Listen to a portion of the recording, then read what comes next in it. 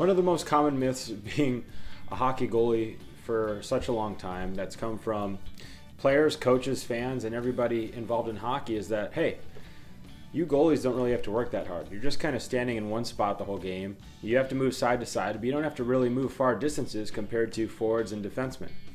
And recently, a picture of Sergei Bobrovsky popped up online of him after a game, looking really thin, with a comment that says, Sergei Bobrovsky says that he loses 15 pounds every game he plays. And now, obviously, that would be water weight.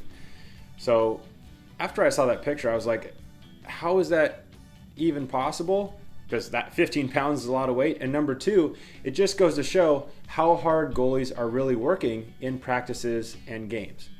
And so in the video today, I wanted to talk about goaltender energy expenditure, how hard goalies are really working when they're playing goalie and how difficult of a job it is on your body based on workload.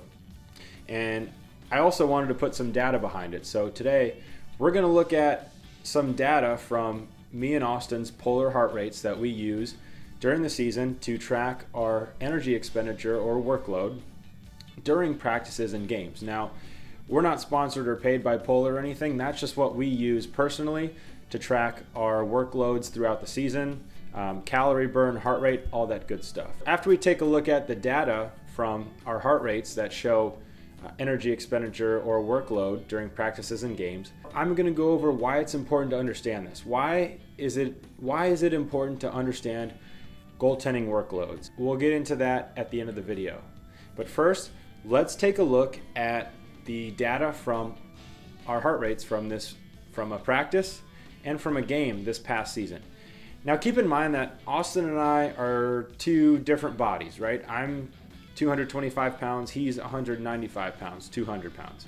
So our calorie burn is going to be a little bit different, but the main idea isn't individual calorie burn in this situation, it's overall workload and why it's important to understand that and what we can actually learn from that. So we're going to take a look at this data from our heart rates from this past season. We have one practice in one game. Not only do I think that these numbers or this study is super interesting, but I think it's super useful in terms of performance, health, and everything you need to be at your best throughout the season.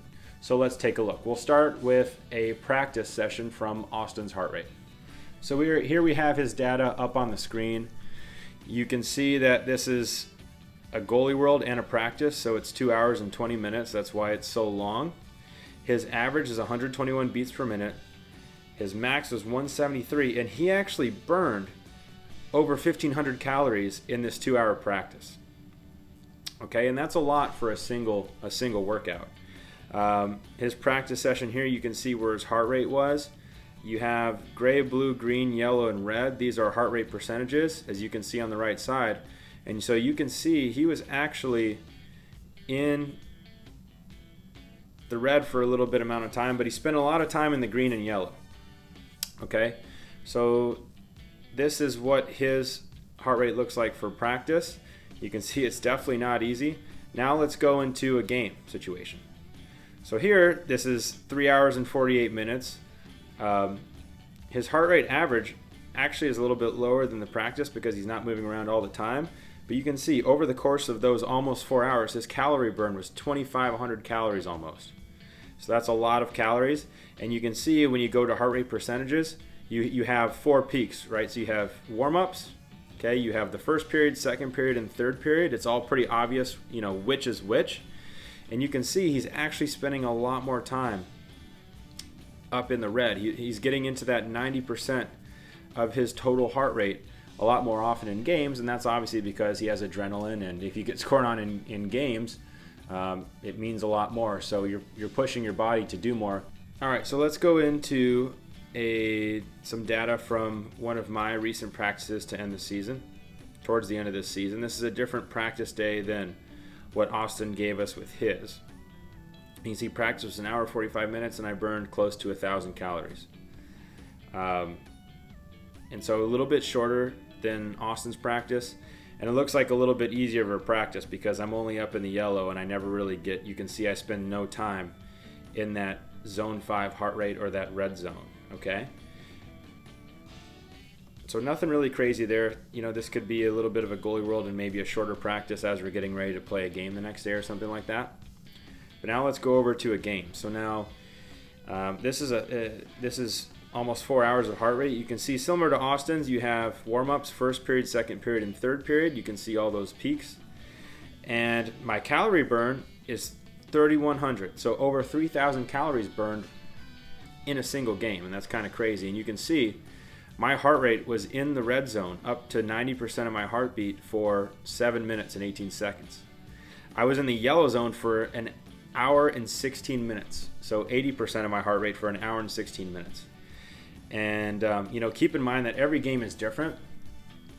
But so it's not like, we're working harder. Austin and I are not working as hard in one game versus the other. It all depends on the situations you see, how many shots you see, how many penalty kills you see. There's a lot that goes into these numbers. But I at least wanted to show with data how hard goaltenders are actually working during games. And so you can see, during practices and games, we're burning 1,000 to 1,500 calories, and during games, we're burning 2,500 calories all the way up to 3,000 or 3,500 calories on really extreme games. And so this is a lot to think about. And now that we've got these numbers, I want to talk some about why these are important to understand. So when we're thinking about these numbers, they're not only are they really interesting because you have data showing goaltender workload and expenditure and in terms of calories and heart rate percentage, right? But I want to talk about why these numbers are so important. I think the biggest reason that it's important to understand these is you understand how important recovery and hydration and food are in terms of peak performance all season.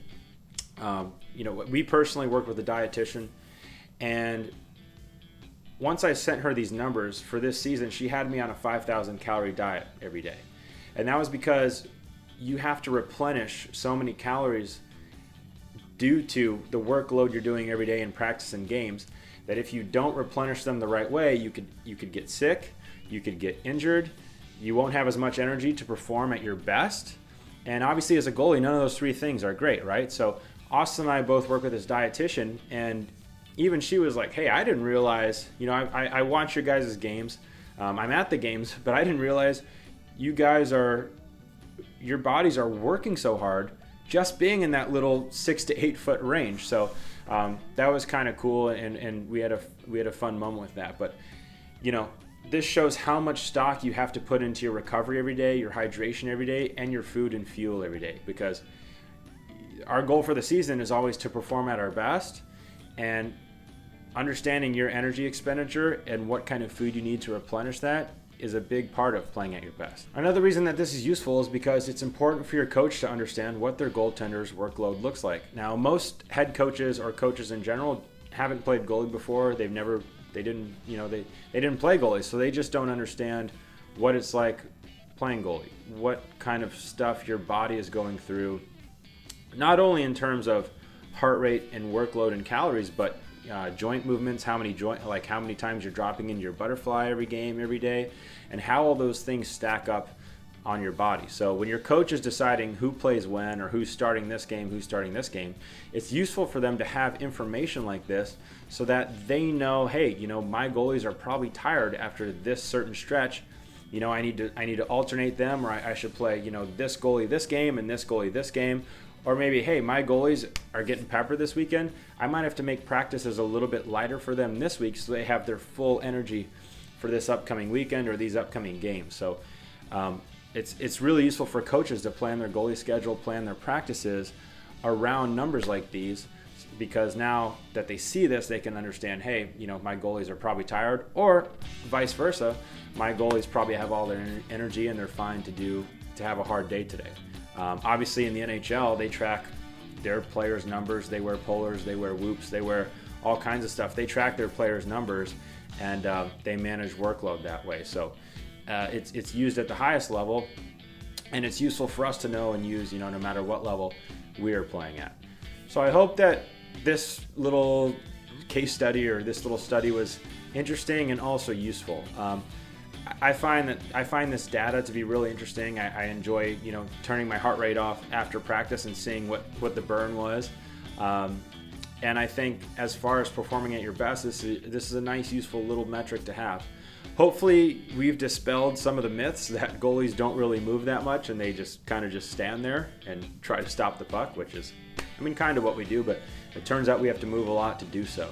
So think about this when you're in your season or training in the off season. Try to think about how, you know, what kind of calories you may be burning, what your workload is for each practice, and use it to really dial in your recovery, your hydration, you know, proper nutrition.